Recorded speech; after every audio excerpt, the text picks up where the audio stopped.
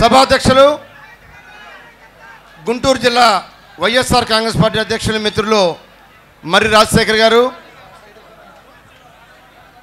ఈరోజు కూర్చోండి. ఆంధ్రప్రదేశ్లో రైతన్నల్ని కాపాడాలని, రైతన్నల్ని రక్షించాలని వైఎస్ఆర్ కాంగ్రెస్ పార్టీ అధ్యక్షుడు కూర్చోండి మన అన్న జగన్మోహన్ రెడ్డి గారు కంకణబద్ధులై ఈ రాష్ట్రంలో వెన్నెముకైన రైతన్నని కాపాడాలి. ఇవాళున్న గుడ్డి ప్రభుత్వం, చేతగాని ప్రభుత్వం, దద్దమ్మ ప్రభుత్వం కనీసం మిర్చి రైతులను కానీ, మినుము రైతులను కానీ, పత్తి రైతులను కానీ, పసుపు రైతులను కానీ ఏ పంట వేసినా చివరికి దిగుబడి వచ్చేసరికి ఇవాళ పంట కొనే రాందుడు లేక అన్నదాత ఇవాళ ఆత్మహత్యలే శరణ్యమనే పరిస్థితికి ఈ రాష్ట్ర రైతాంగం వచ్చిందంటే ఇవాళ మనం ప్రతి విషయాన్ని చూస్తున్నాం. ఇవాళ మన రాష్ట్రంలో 2 లక్షల హెక్టార్లో మిర్చి పంట వేస్తే ఇవాళ మిర్చి పంట దిగుబడి బాగా వచ్చి ఇతర రాష్ట్రాల్లో పండిన పంట మన రాష్ట్రంలోకి రాకుండా మన రాష్ట్రంలో పండే పంటకి గిట్టుబాటు ధర కల్పించాలని చెప్పి కనీసం మార్కెట్ ద్వారా అయినా సరే 50 లక్షల క్వింటల్స్ని కొనే సామర్థ్యం ఉన్నా కూడా ఇవాళ ఈ చేతగాని ప్రభుత్వం కనీసం రైతుల్ని కాపాడడంలో పూర్తిగా విఫలమైంది. ఇవాళ పసుపు రేటు చూసుకుంటే పసుపు రేటు కూడా పూర్తిగా పడిపోయి కనీసం గిట్టుబాటు కాని పరిస్థితి రాష్ట్రంలో ఏర్పడింది. కాబట్టి ఇవాళ రైతుల్ని కాపాడాలి, రైతుల్ని రక్షించాలి అంటే ఇవాళ ఈ చంద్రబాబు నాయుడు దద్దమ్మ ప్రభుత్వం, ఇవాళ చంద్రబాబు నాయుడు పోతే తప్ప ఈ రాష్ట్రంలో రైతుకి మంచి రోజులు రావు. ఇవాళ మనం చూస్తున్నాం, ఇవాళ మార్కెట్ ద్వారా మిర్చిని కొనుగోలు చేస్తే ఈ రాష్ట్రంలో పండిన పంట మిర్చి పంట కొనుగోలు చేస్తే మార్కెట్ ద్వారా కొనుగోలు చేస్తే 700 కోట్లతోటి కనీసం కొనుగోలు చేస్తే ఈ రాష్ట్రంలో రైతాంగానికి క్వింటలు ఇవాళ 8,000 కొనుగోలు చేయొచ్చు. కానీ ఇవాళ ప్రతి ఎకరాకి 1,500 రూపాయలు కనీసం ఇస్తానని చెప్పి అన్న చంద్రబాబు నాయుడు మాటకి విలువ లేకుండా పోయింది. ఎప్పుడైతే క్వింటాల్కి 1,500 రూపాయలు ఇస్తాన్నాడో ఆ రోజు నుంచి ఈ రాష్ట్రంలో ఎక్కడా కూడా ఇవాళ గుంటూరు మిర్చి యార్డ్లో కానీ ఎక్కడ కూడా 1,500 రూపాయలు ఎక్కడా ఇవ్వలేదన్న సంగతి రైతాంగానికి తెలుసు. ఇవాళ ఏనాడైతే 1,500 రూపాయలు అన్నాడో ఆ రోజు నుంచే అప్పటిదాకా 6,000 దాకా కొన్న మిర్చి పంట ఇవాళ 4,000 రూపాయలకి 3,000 రూపాయలకి కొనే నాదుడే లేకుండా ఇవాళ ఈ రాష్ట్ర పరిస్థితి అగమ్యగోచరంగా ఉన్నది. ఇవాళ మిర్చి పంటను వేసిన రైతు మిర్చిని ఎక్కడ పెట్టాలో తెలియని పరిస్థితి ఏర్పడింది. ఇవాళ శీతల కేంద్రాలకు వెళ్తే ఆ శీతల కేంద్రాల్లో ఎక్కడ కూడా కోల్డ్ స్టోరేజ్లో ఖాళీలు లేవు. మిర్చిని గుంటూరు యార్డు తీసుకొస్తే గుంటూరు యార్డులో జగన్మోహన్ రెడ్డి గారు దీక్ష చేస్తారని చెప్పి 4 రోజుల పాటు వరుసగా సెలవులు ఇచ్చారు.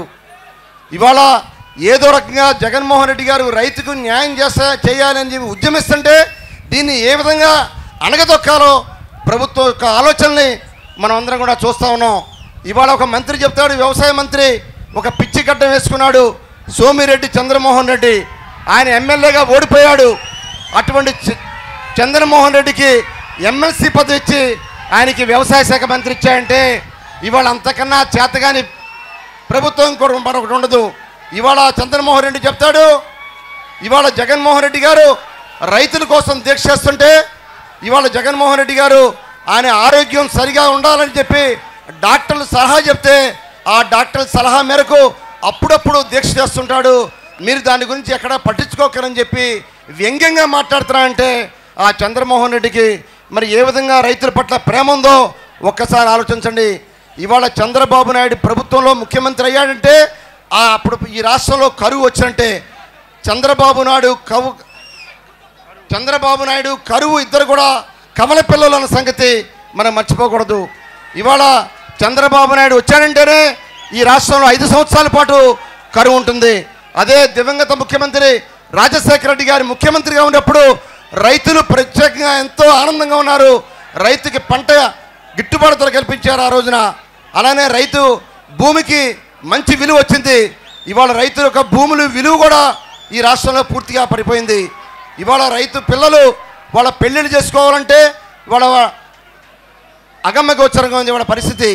రైతు పిల్లలు చదివించుకోవాలంటే ఇవాళ ఆర్థిక పరిస్థితి వల్ల అనేక రకాలుగా ఇబ్బందులు అవుతున్నారు. రుణమాఫీ అని చెప్పి ఇవాళ అనేక రకాలుగా మోసం చేసి ఓట్లు వేయించుకున్నారు. ఈ రుణమాఫీ ఎక్కడ కూడా పూర్తిగా రద్దు కాలేదు. రుణమాఫీ పూర్తిగా రద్దు కావాలంటే 68,000 కోట్లు కావాలి. ఇవాళ కేవలం 20,000 కోట్లు ఇచ్చి నేను పూర్తిగా రుణమాఫీ చేశానని చెప్పి ఇవాళ రైతులకి పూర్తిగా రాష్ట్రాన్ని మోసం చేస్తున్న పరిస్థితి ఈ రాష్ట్రంలో ఉంది. అలానే డోక్రా రుణాలు మాఫీ అన్నాడు, అది కూడా లేదు. బంగారు రుణాలు పూర్తిగా బాకీ రద్దు చేస్తున్నారు. అటువంటి ఆడపడుచులు పెట్టిన బంగారు రుణాలను కూడా బ్యాంకుల్లో ఏ విధంగా వేల వేశారో ఒక్కసారి మనం ఆలోచిస్తే తెలుస్తుంది. ఇవాళ చంద్రబాబు నాయుడు ఉన్నాడంటే ఆయన ఒక ఈవెంట్ మేనేజర్ తప్ప ఇవాళ కృష్ణా పుష్కరాలని చెప్పి కొన్ని వేల కోట్ల రూపాయలు మరి ప్రజాధనాన్ని దుర్వినియోగం చేశాడు. అలానే ఇవాళ మహిళా సదస్సు అని పెట్టారు విజయవాడలో. అటువంటి మహిళా సదస్సులో ఇవాళ 1000 కోట్ల రూపాయలు ఖర్చు పెట్టారు. అటువంటి మహిళా సదస్సులు కృష్ణా పుష్కరాలు వాటిల్లో 10వ వంతు ఖర్చు పెట్టిన ఇవాళ 700 కోట్లతోటి ఇవాళ మిర్చిని రేటు పడేయకుండా కనీస గిట్టుబాటు ధర 10,000 రూపాయలకి ఇవాళ మార్కెట్ ద్వారా కొనే సామర్థ్యం ఈ రాష్ట్రంలో ఉంది. 10,000 రూపాయలు క్వింటల్కి కొనే సామర్థ్యం ఉన్న ప్రభుత్వానికి ఇవాళ కొనలేని పరిస్థితి ఏర్పడిందంటే ఇది చేతగాని ప్రభుత్వం వల్లే, చంద్రబాబు నాయుడు అసమర్థత వల్లే ఇవాళ రైతుల యొక్క పరిస్థితి దిగజారిపోయింది. రాజశేఖర రెడ్డి గారు ముఖ్యమంత్రిగా ఉన్నప్పుడు రైతు పరిస్థితి పైచేయిగా ఉంది. ఇవాళ 10 మందికి పెట్టే పరిస్థితి ఆనాడు ఉంది రైతుకి. ఇవాళ చంద్రబాబు నాయుడు ముఖ్యమంత్రిగా ఉన్నప్పుడు రైతుల పరిస్థితి చేయి కింద పెట్టి అడుక్కునే పరిస్థితి ఏర్పడింది. కాబట్టి ఈ రాష్ట్రం అన్ని రకాలుగా అభివృద్ధి చెందాలన్నా, ఈ రాష్ట్రం మళ్ళీ తిరిగి పాత రోజులు రావాలన్నా, మళ్ళీ రాజన్న రాజ్యం ఈ రాష్ట్రంలో రావాలన్నా జగనన్న ముఖ్యమంత్రి కావాలని చెప్పి మీ అందరూ కూడా తెలియజేస్తున్నాను. అప్పుడే మంచి రోజులు వస్తాయి. ఇవాళ అనేక రకాల అబద్ధపు వాగ్దానాలు 600 వాగ్దానాలు చేసి ఈ రాష్ట్రానికి ముఖ్యమంత్రి అయ్యాడు చంద్రబాబు నాయుడు. 600 వాగ్దానాల్లో కనీసం 6 వాగ్దానాలు కూడా నెరవేర్చడంలో ఈ ప్రభుత్వం పూర్తిగా విఫలమైన సంగతి ఇవాళ ఎవరు కూడా ప్రజలు మర్చిపోకూడదు. ఇవాళ నిరుద్యోగులకి నిరుద్యోగ భృతి అన్నాడు, ఎవరికి 2,000 రూపాయలు నిరుద్యోగ భృతి ఇవ్వడంలో కూడా ఈ ప్రభుత్వం విఫలమైంది.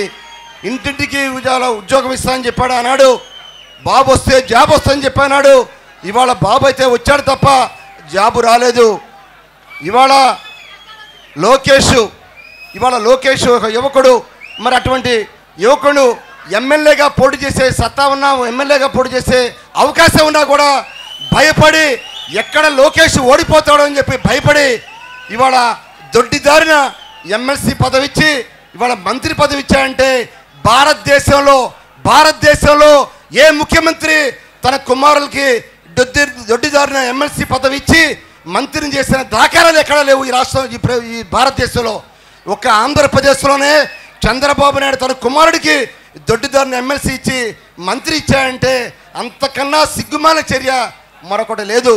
ఇవాళ ఒక ప్రజాప్రతినిధి ఉన్నా అంటే ప్రజల మద్దతుతో గెలవాలి. అటువంటి ముఖ్యమంత్రి కొడుకైనా కూడా భయపడి ఎమ్మెల్సీ ఇచ్చి మంత్రి ఇచ్చాయంటే అంతకన్నా సిగ్గుచేటు మరి ఎక్కడా లేదనే సంగతి ప్రజలందరూ గమనించాలి. ఇవాళ అందరూ కూడా ఎదురు చూస్తున్నారు, జగన్మోహన్ రెడ్డి గారి ముఖ్యమంత్రి ఎప్పుడు అవుతారా, మళ్ళీ తిరిగి రాజన్న రాజ్యం మళ్ళీ ఎప్పుడు వస్తారని చెప్పి ప్రజలు ఎదురు చూస్తున్నారు. కాబట్టి తప్పకుండా మనందరికీ మంచి రోజులు రావాలి. ఇవాళ రైతు పండించిన పంటకి గిట్టుబాటు ధర వచ్చేంత వరకు విశ్రమించకుండా మన ఉద్యమం చేద్దాం. తప్పకుండా ఈ మిర్చికి కనీసం మద్దతు ధర 10,000 రూపాయలు మద్దతు ధర రావాలి. మార్కెట్ ద్వారా 700 కాదు 7,000 కొట్టుకొచ్చి పడినా సరే ఇవాళ మద్దతు ధర ప్రకారం రైతులకు చెల్లించాలని చెప్పి మనం కోరుకుంటున్నాం. ఇవాళ చంద్రన్న కానుకంటున్నాడు. చంద్రన్న కానుకి ప్రతి పండక్కి 400 కోట్ల రూపాయలు ఖర్చు పెడుతున్నాడు. ఆ 400 కోట్లకి మరొక 400 కోట్లు ఖర్చు పెడితే ఇవాళ మిర్చి రైతులు ఇవాళ సుఖంగా ఉంటారు. మిర్చి రైతుకి ఒక భరోసా కల్పించాలి ప్రభుత్వం. అన్ని విధాలుగా ఈ ప్రభుత్వకులకి ఈ కార్యక్రమంలో పాల్గొన్న వైఎస్ఆర్ కాంగ్రెస్ పార్టీ కార్యకర్తలు అందరికీ కూడా ఉద్యమ అభినందనలు తెలియజేసుకుంటూ సెలవు తీసుకున్నాను. జై హింద్. జగన్మోహన్ రెడ్డి గారి నాయకత్వం, జై జగన్.